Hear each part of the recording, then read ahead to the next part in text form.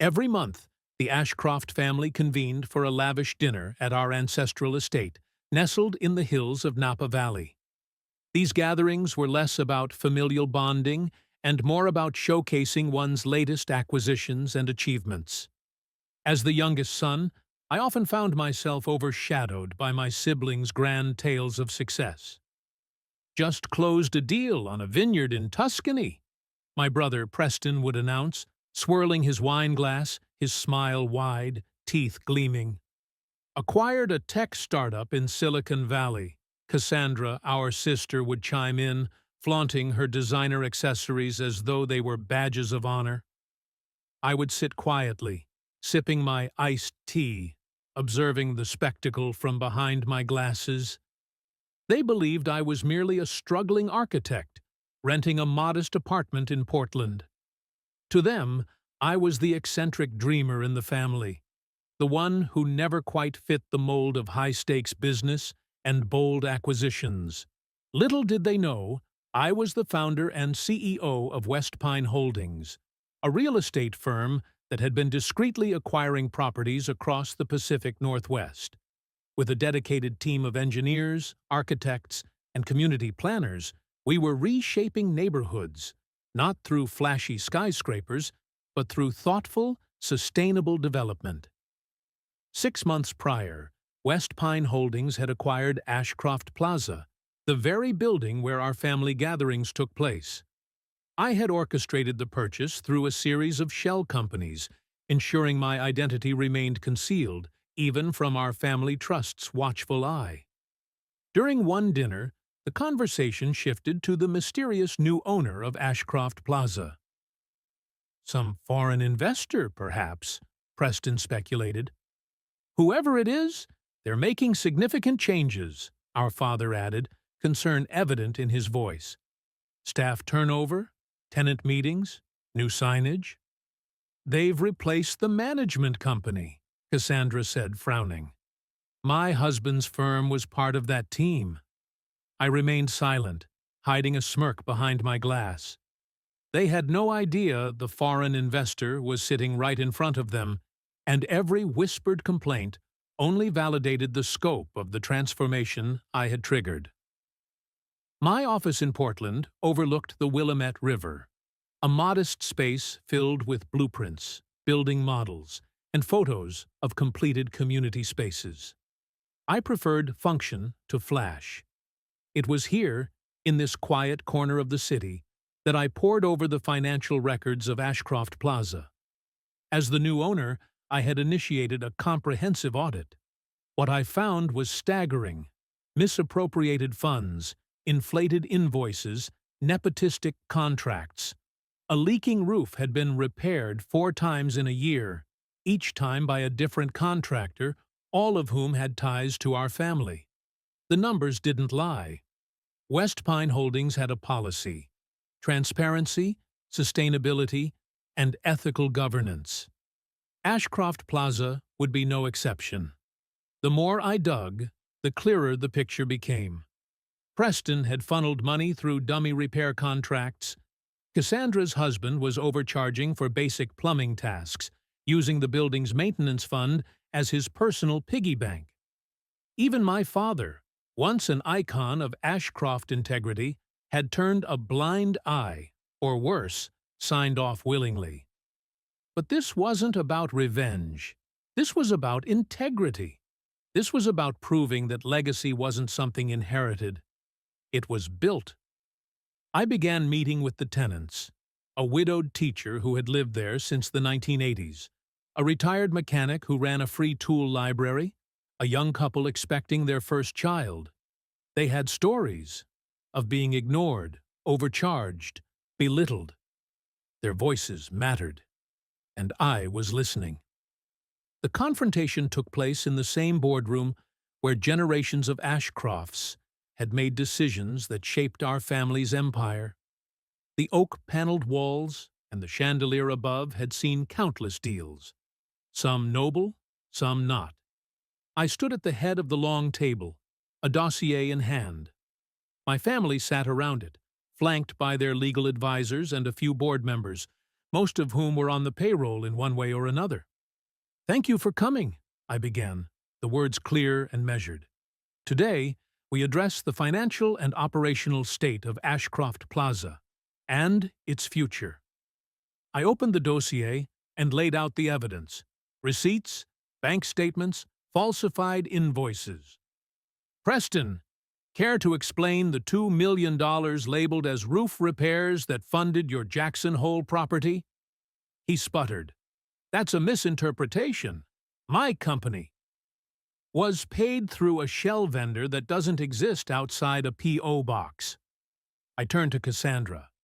"Your husband's firm charged triple the standard rate for basic plumbing. Here's a cost comparison."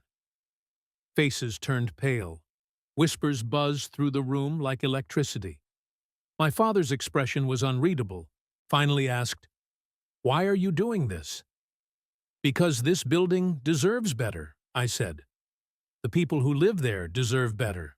And our name, it used to mean something. I want it to again." "You think you can do that by humiliating your family?" "No," I replied. "I'm doing it by building something worth being proud of." Transforming Ashcroft Plaza was no small feat. It started with a complete structural and cultural overhaul. We terminated corrupt contracts and replaced them with vetted local businesses. We hired a property management firm known for community-first policies and tenant advocacy. Transparency became our motto. Each tenant received a monthly report on building expenses and improvement plans. Aesthetic changes followed. Gone were the dull, peeling walls and broken tiles. We brought in local artists to paint vibrant murals representing the neighborhood's history and diversity. Rooftop gardens replaced neglected mechanical units, providing fresh vegetables for residents and community events. We converted a forgotten basement into a co-working lounge and library, offering high-speed internet and workstations. Safety and accessibility upgrades were prioritized. Modern elevators, ramps, and better lighting improved daily life, especially for our elderly tenants. We installed solar panels and energy-efficient systems, dramatically cutting utility costs. Yet, the most impactful transformation was social. We launched weekly farmers' markets, where residents could sell crafts and baked goods. Movie nights brought families together. Workshops on financial literacy, parenting, job readiness, and more became a staple. And I was there, often, listening, responding, learning. Tenant councils formed, voices once silenced, now leading. A mural of Mrs. Elaine Morris, the retired teacher who had lived there for over 40 years, was unveiled on the main wall, a tribute to the roots of the community. I organized community charrettes, open design meetings where residents could help plan upgrades to their own shared spaces. We co-designed play areas, rain gardens, even a public reading nook near the entrance. We didn't just fix things, we reimagined them together. The media took notice. Articles in regional publications praised our model. Urban planning students visited for research. City council members called to understand our process. Meanwhile, accountability was enforced. Preston was indicted for embezzlement. Cassandra's husband faced federal charges. My father, confronted with the truth, withdrew from public life, but not from responsibility. He began to understand slowly what I was truly building. One rainy afternoon, he visited me in Portland. "I didn't realize," he said, eyes tired. "I thought I was preserving a legacy. Turns out I was watching it rot." He stared at the photograph on my desk, mother in front of Ashcroft Plaza, full of hope. "Teach me," he said. "Let me help rebuild." And so I did. We started over, side by side. The snow came early that December. Ashcroft Plaza shimmered under a white blanket, trimmed in gold and green lights. It was the night of the community holiday celebration, something that, a year ago, would have seemed impossible. Laughter rang from every corner of the courtyard. The aroma of cinnamon and cocoa wafted through the air. Children raced each other between booths, their cheeks rosy and eyes bright. I stood near the fire pit, hands wrapped around a cup of hot cider, watching the life unfold around me. Preston, now a humbled man under house arrest, stood beside Mr. Keller's grandkids, helping them string popcorn garlands. Cassandra, having divorced and restarted her life as a pastry chef, handed out cookies she'd baked in the plaza's new community kitchen. My father, once the untouchable patriarch, stood near the tree, chatting with tenants like old friends. Then I saw her, my mother, dressed in a "I received your invitation," she said. I wasn't sure what to expect. "Neither was I replied. "But I hoped you'd come." She turned slowly, absorbing the joy, the warmth, the murals, the music. Her eyes welled as she spotted the mural of Mrs. Morris, then settled on me. "You did all this?" "Not alone, but I started it." She took my hand. "Then you've done more for this family than any of us ever did." A choir of residents gathered near the large tree began to sing, simple carols at first, and then a rendition of "This Little Light of Mine," dedicated to the resilience of the community. Lights twinkled above as snow began to fall again, gently blanketing everyone in a hushed wonder. The Ashcrofts stood together in a way we never transforming Ashcroft Plaza was no small feat. It started with a complete structural and cultural overhaul. We terminated corrupt contracts and replaced them with vetted local businesses. We hired a property management firm known for community-first policies and tenant advocacy. Transparency became our motto. Each tenant received a monthly report on building expenses and improvement plans. Aesthetic changes followed. Gone were the dull, peeling walls and broken tiles. We brought in local artists to paint vibrant murals representing the neighborhood's history and diversity. Rooftop gardens replaced neglected mechanical units, providing fresh vegetables for residents and community events. We converted a forgotten basement into a co-working lounge and library, offering high-speed internet and workstations. Safety and accessibility upgrades were prioritized. Modern elevators, ramps, and better lighting improved daily life, especially for our elderly tenants. We installed solar panels and energy-efficient systems, dramatically cutting utility costs. Yet, the most impactful transformation was social. We launched weekly farmers' markets, where residents could sell crafts and baked goods. Movie nights brought families together. Workshops on financial literacy, parenting, job readiness, and more became a staple. And I was there, often. Listening, responding, learning. Tenant councils formed, voices once silenced, now leading. A mural of Mrs. Elaine Morris, the retired teacher who had lived there for over 40 years, was unveiled on the main wall, a tribute to the roots of the community. I organized community charrettes, open design meetings where residents could help plan upgrades to their own shared spaces. We co-designed play areas, rain gardens, even a public reading nook near the entrance. We didn't just fix things, we reimagined them, together. The media took notice. Articles in regional publications praised our model. Urban planning students visited for research. City council members called to understand our process. Meanwhile, accountability was enforced. Preston was indicted for embezzlement. Cassandra's husband faced federal charges. My father, confronted with the truth, withdrew from public life, but not from responsibility. He began to understand, slowly, what I was truly building. One rainy afternoon, he visited me in Portland. "I didn't realize," he said, eyes tired. "I thought I was preserving a legacy. Turns out, I was watching it rot." He stared at the photograph on my desk. Mother in front of Ashcroft Plaza, full of hope. "Teach me," he said. "Let me help rebuild." And so I did. We started over, side by side. Chapter 5. The Reunion. Extended. The snow came early that December. Ashcroft Plaza shimmered under a white blanket, trimmed in gold and green lights. It was the night of the community holiday celebration, something that a year ago would have seemed impossible. Laughter rang from every corner of the courtyard. The aroma of cinnamon and cocoa wafted through the air. Children raced each other between booths, their cheeks rosy and eyes bright. I stood near the fire pit, hands wrapped around a cup of hot cider, watching the life unfold around me. Preston, now a humbled man under house arrest, stood beside Mr. Keller's grandkids, helping them string popcorn garlands.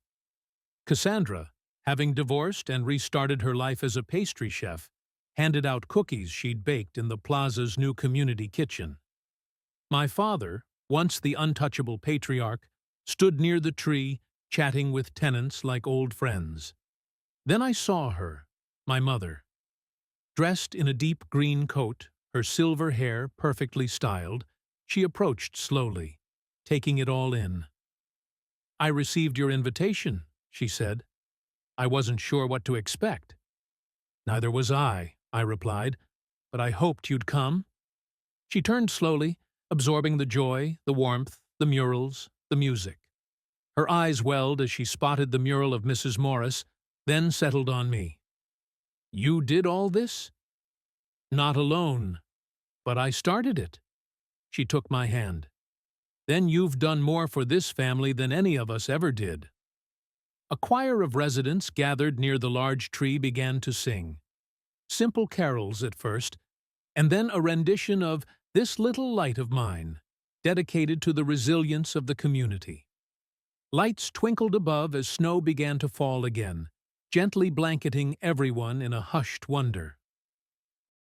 The Ashcrofts stood together in a way we never had. Not for profit, not for pride, but for people. Legacy, I'd learned, isn't what you leave behind. It's what you build, and who you build it with. And finally, I was proud to bear the name. Months passed, and the success of Ashcroft Plaza became a case study in adaptive redevelopment. Other communities reached out. Neighborhood associations, city planners, even philanthropists asked for guidance. I established a new initiative within West Pine Holdings, the Quiet Cities Project. Our goal was to replicate the Ashcroft model across neglected urban spaces, not by buying out communities, but by working within them. We hosted conferences and town halls, often joined by tenants from Ashcroft Plaza. Mrs. Morris, in her floral hats and gentle tone, became a quiet celebrity. My father gave talks on accountability. Even Cassandra launched a nonprofit focused on vocational baking programs for youth. I traveled: Tacoma, Sacramento, Salt Lake. In every city, I met dreamers. I saw versions of myself: quiet architects, unnoticed advocates, those who believed buildings could heal, that walls could hold stories, and that floors could carry generations. We mapped forgotten blocks and documented histories long ignored. We told stories. We rebuilt. But I always came home to Ashcroft Plaza, to the mural of Mrs. Morris, to the rooftop gardens, to the children's chalk drawings on the sidewalks. I'd learned that being the quiet one wasn't a weakness. It was a calling. And the blueprint was only beginning. 3 years after Ashcroft Plaza's rebirth, we hosted our first national summit on equitable redevelopment. Held at a converted textile warehouse in Portland, the space echoed with voices of activists, architects, and community leaders. The walls were lined with case studies, including one from a team in Detroit who'd replicated our model and turned an abandoned school into a cooperative housing complex and cultural center. I stood at the center of it all, humbled. This wasn't just my story anymore. The Quiet Cities project had expanded into 12 cities.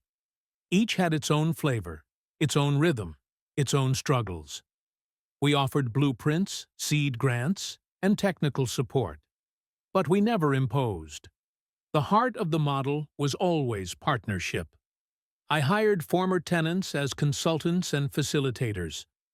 Their lived experience shaped policy more than any boardroom ever could. In time, the Ashcroft Family Trust, once a tool of control, was converted into a foundation.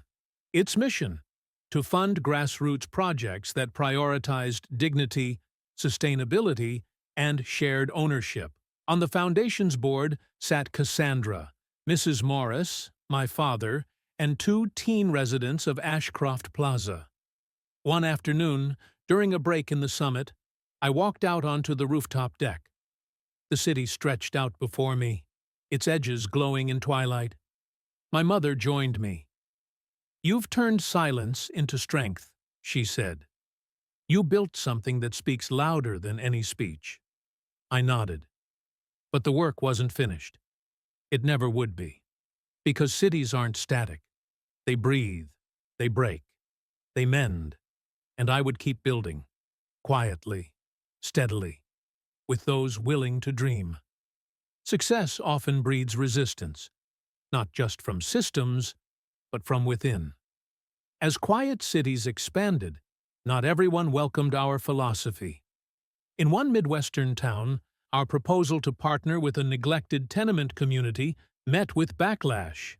Not from tenants, but from the landlords and city officials who profited from the blight. "They don't want reform," my advisor muttered after a tense council meeting. "They want control." We were branded interlopers, idealists with no skin in the game. Graffiti appeared on one of our signs: "Don't fix what's not yours." But we stayed. We listened. We met with local pastors, school teachers, and barbershop owners. We held town halls in school gyms. We walked block by block, knocking on doors, sharing stories from Ashcroft Plaza, inviting community members to lead the design. Then a breakthrough. An 82-year-old resident named Mabel Jenkins offered her living room for our next meeting. "I've seen it all," she said, "but I haven't seen anyone ask us what we want. Until now." Within weeks, Mabel's house became the unofficial headquarters. Over sweet tea and peach cobbler, we rebuilt trust. Mabel even coined a phrase that became our rallying cry: "Nothing about us without us." Change took longer there, but it came from the inside out. A mural of Mabel now adorns the side of the old bus depot, a bright explosion of sunflowers around her silhouette. The mayor who once opposed us invited her to speak at a civic ceremony, giving her the key to the city. "Quiet doesn't mean passive," she said in her speech. "Sometimes quiet means patient. Sometimes it means listening hard enough to hear what's broken, and brave enough to help fix it." It started with a newsletter, a simple PDF titled Blueprint Echoes. Each issue featured a city, a tenant leader, and a lesson. But soon, the newsletter grew into a digital hub. Formerly isolated communities began sharing solutions, organizing mentorships, hosting skill shares via video call. We called it the Quiet Network. One month, a resident from Salt Lake offered a tutorial on passive solar heating. Another month, teens in Baltimore created a podcast documenting the history of their neighborhood. Residents began cross-pollinating ideas. Rooftop composting from Seattle merged with vertical gardens from Atlanta. We launched a quiet fellowship program, connecting elders from one city with youth from another. The first exchange sent a group of teens from Cleveland to San Francisco to study the transformation of a decommissioned library into a tech lab and cafe. In return, the San Francisco cohort visited Ashcroft Plaza. One of them, a soft-spoken teen named Luce, stood before our mural of Mrs. Morris and whispered, "We can do this, back home.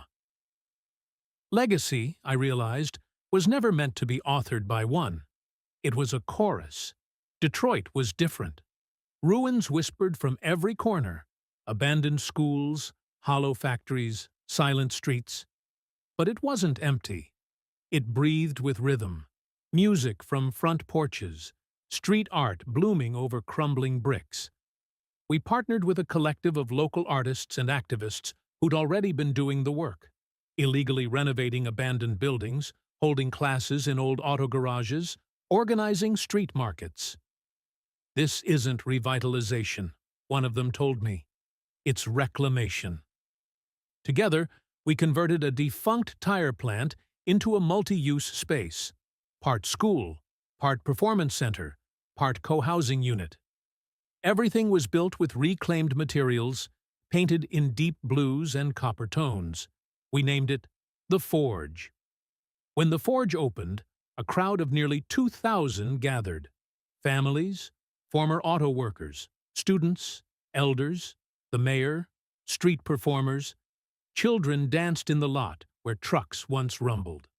One wall bore a message in bold, welded steel. "We are not ruins. We are roots." Back at Ashcroft Plaza, life pulsed steady.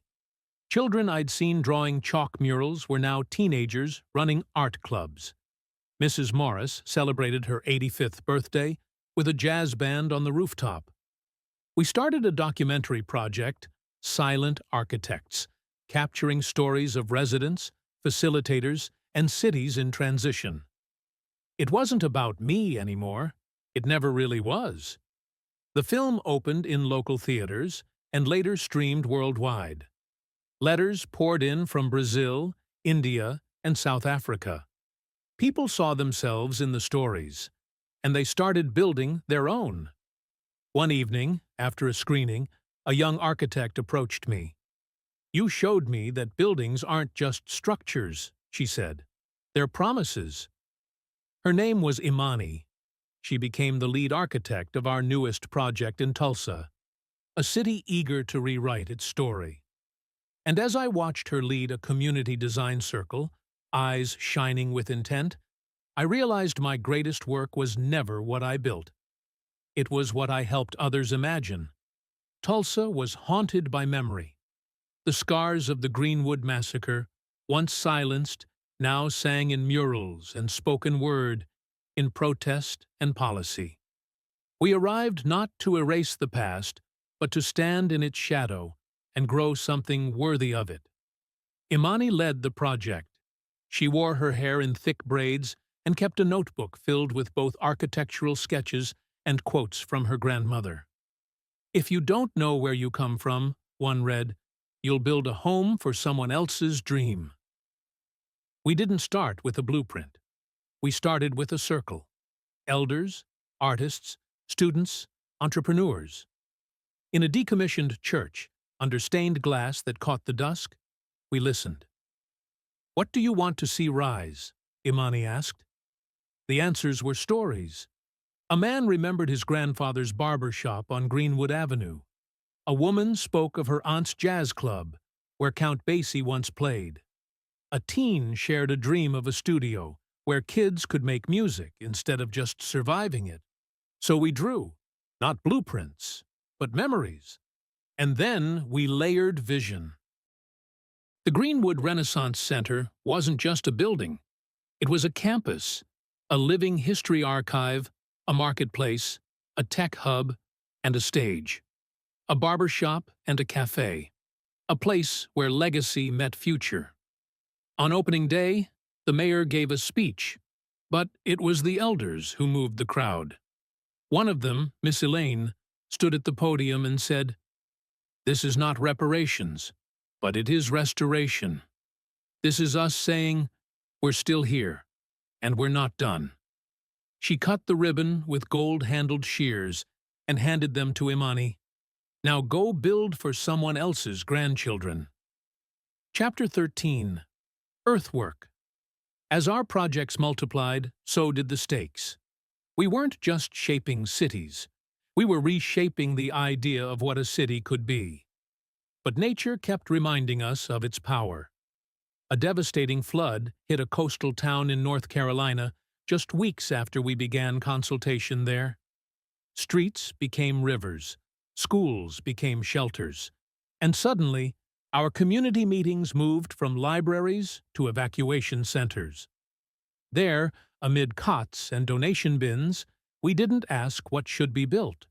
We asked what had to be rebuilt and how it could withstand what was coming next. We hired climate scientists and permaculture experts. We turned to indigenous leaders who had lived in harmony with the land for generations. We didn't just plan to rebuild, we planned to restore balance. What rose from the floodplain was more than resilient. It was regenerative. Homes with raised foundations, solar roofing, and rainwater harvesting systems. A community orchard where the old gas station had stood. A stormwater park that doubled as a playground and flood basin. One of the kids, who'd lost his home in the flood, planted the first sapling. He named it Second Chance. We built around that tree. Chapter 14. The Long Quiet Extended. By the time we reached the 10th year of Quiet Cities, I had become a silent witness. The projects had outgrown their origin. The network expanded far beyond anything I could have imagined. But I, too, had to evolve. I had to step back and let go of the reins I had held so tightly for so long. The barn in Vermont had become a sanctuary. There, I let the seasons work their magic. The world moved in the rhythm of time, while I moved in the pace of quiet reflection. Mornings were for chopping wood, the rhythmic swing of the axe connecting me to the earth in a way no conference or design ever could. The air was crisp, and the silence was not empty, but full of meaning. I spent hours in my reading nook, combing through letters from our communities, stories of progress, struggles, triumphs, and small victories that told me the work was continuing. I'd see names I hadn't heard in years. Some familiar faces had taken on leadership roles, and others had moved on to lead new initiatives, creating a ripple effect that extended beyond the boundaries of any single city or project. I remember one letter in particular from a young woman named Tara in Seattle, who had helped build a library made of reclaimed materials in a neighborhood that had been written off as unredeemable. The letter was simple, almost a list of things she'd done and people she'd met, but it was framed by one poignant sentence. "This work is bigger than us. It's ours now. We will keep it going." And so I realized that the quiet I had stepped into wasn't the absence of action, but rather its foundation. These projects weren't mine anymore. They belonged to the people who lived in them, built them, breathed life into them. My role had been to give them permission to dream. But as the years passed, and the world seemed to grow louder, the quiet I sought became more elusive. When the call came, I was on my way to the woodpile, the familiar motion of the axe now a meditation, a rhythm I depended on. But this time, it was different. I paused before picking up the axe, feeling a strange pull. I could hear the voice, though muffled by distance, through the receiver. "We need you." It was Imani, the architect from Tulsa, now a leader in her own right. Her voice was calm but urgent. "We've reached a point of crossroads, and we need your perspective. There's a project we're planning, one that will push quiet cities further than ever before. It involves, well, you need to be here." I hesitated. The peaceful retreat had been so restorative, and I had grown accustomed to the solace it provided. But something in Imani's words struck a chord deep within me. I had seen the power of local leadership grow in ways that exceeded my expectations, but perhaps the time had come to once again weave the threads of my experience into something larger. I packed my things, leaving the quiet, the peace, and the stillness behind. As I drove toward Tulsa, the landscape shifted from the frozen fields of Vermont to the open expanses of the Midwest. The air seemed to hum with potential.